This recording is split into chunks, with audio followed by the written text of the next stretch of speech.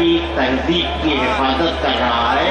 یہ آگے کے لوگ جو ہمارے ہیں پتہ نہیں ان کو کیا بات ہے کہ یہ اس تہذیب کی پاسداری نہیں کر پا رہے ہیں. میں گزارش کر رہا ہوں کہ آپ لوگ بھی اس تہذیب کی پاسداری کیجیے، اس لیے کہ آپ لوگ امانت ہیں ہمارے ادب کی، ہماری شاعری کی.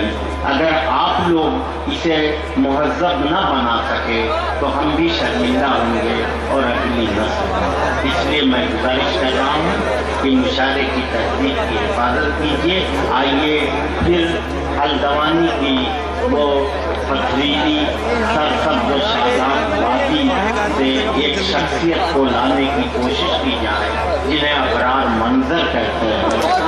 بہت سوچ سمجھ کر شعر کہتے ہیں کہ دنیا نے تجربات و حوادث کی شکل میں جو کچھ مجھے دیا ہے وہ لوٹا رہا ہوں. میں جناب ابرار منظر اپنے دنیا نے انہیں جو کچھ بھی دیا ہے جیسے کی شکل میں شعری بہتر ہوگا.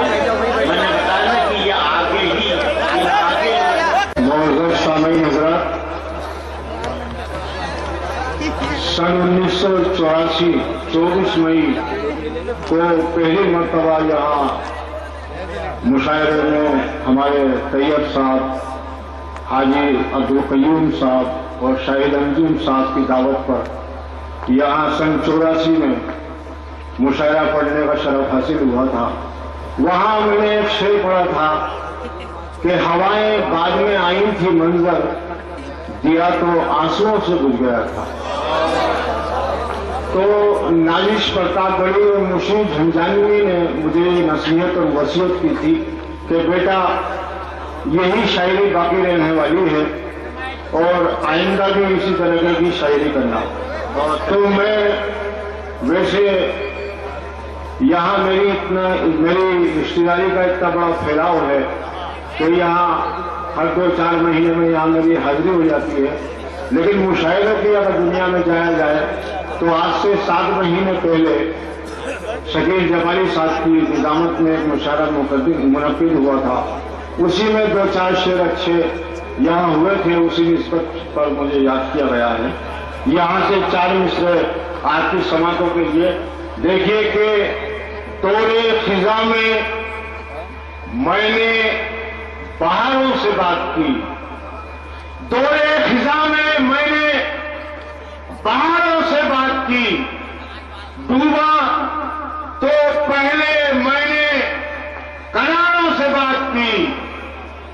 دورے خزاں میں نے بہاروں سے بات کی، ڈوبا تو پہلے میں نے کناروں سے بات کی. اور تہمت لگانے والا تو گھر جا کے سو گیا، میں نے تمام رات ستاروں سے بات کی.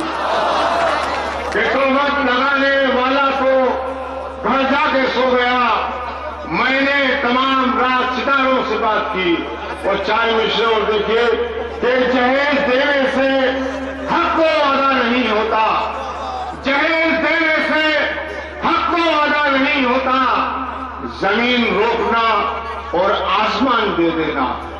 جہیز دینے سے حق کو ادا نہیں ہوتا، زمین روکنا اور آسمان دے دینا. مکان بیچ کر بیٹی کی شادی مت کرنا، نکاح کر کے اسی کو مکان دے دینا. جہیز دینے سے حق کو ادا نہیں ہوتا، زمین روکنا اور آسمان دے دینا.